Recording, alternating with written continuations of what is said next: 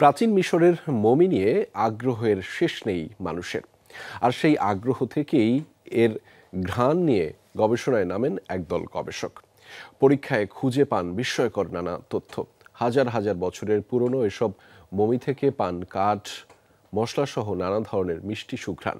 গবেষণায় উঠে আসে প্রাকৃতিক বিভিন্ন পদার্থ ব্যবহারের ফলেই মমিগুলো থেকে পাওয়া যায় এমন সুঘ্রাণ।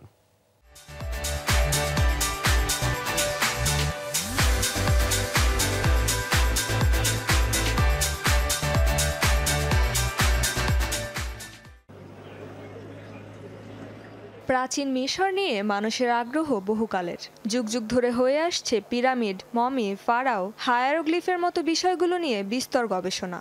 সম্প্রতি প্রাচীন মিশরের মমির ঘ্রাণ নিয়ে পরীক্ষায় নামেন একদল গবেষক। গবেষণায় উঠে আসে বিস্ময়কর নানা তথ্য। বিশ্লেষকরা জানতে পারেন এসব মমির দেহ থেকে বের হয় কাঠ, মশলাসহ নানা ধরনের মিষ্টি সুঘ্রাণ। প্রশ্ন উঠেছে, হাজার হাজার বছরের পুরনো এসব মমি থেকে আসা এমন ঘ্রাণের উৎস কী? মমি তৈরির প্রক্রিয়ায় প্রাচীন মিশরীয়দের কাছে গন্ধ ছিল বেশ গুরুত্বপূর্ণ বিষয়। মরদেহকে দেবতাদের মতো বিশুদ্ধ রাখতে তারা ব্যবহার করত নানা প্রাকৃতিক উপাদান। এর মধ্যে ছিল পাইন, সিডার ও জুনিপারের মতো রজন ও তেল। এছাড়া ছিল দারুচিনির মতো সুগন্ধযুক্ত মশলা ও মোম। এসব পদার্থের কারণেই ৫,০০০ বছর পরেও মমিগুলো থেকে পাওয়া যায় মনোরম ঘ্রাণ। গবেষকরা মমিকৃত ৯টি মৃতদেহ নিয়ে নামেন পরীক্ষায়। আর মৃতদেহগুলোর গন্ধ অনুসন্ধানে ছিলেন ট্রেন্ড হিউম্যান স্নিফার, যারা গন্ধ শুঁকে সহায়তা করেন গবেষণা ও ইতিহাস বিশ্লেষণে।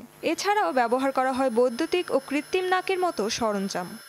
We analyzed the smell of 9 mummified bodies. Mummy থেকে আসা ঘ্রাণগুলো বিশ্লেষণ করেছে বিশেষভাবে প্রশিক্ষিত কিছু মানুষ। কফিনের ভেতর থেকে সংগ্রহ করা বাতাস শুঁকে এসব গন্ধের ধরন ব্যাখ্যা করেছে তারা। কিছু গন্ধ মিষ্টি, কাঠের মতো, রেজিনজাত। এমনকি কিছু গন্ধ ছিল একদম চায়ের মতো।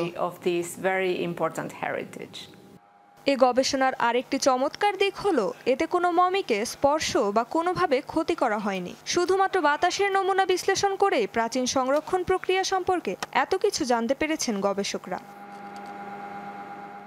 রেজওয়ানা সাইমা, যমুনা নিউজ।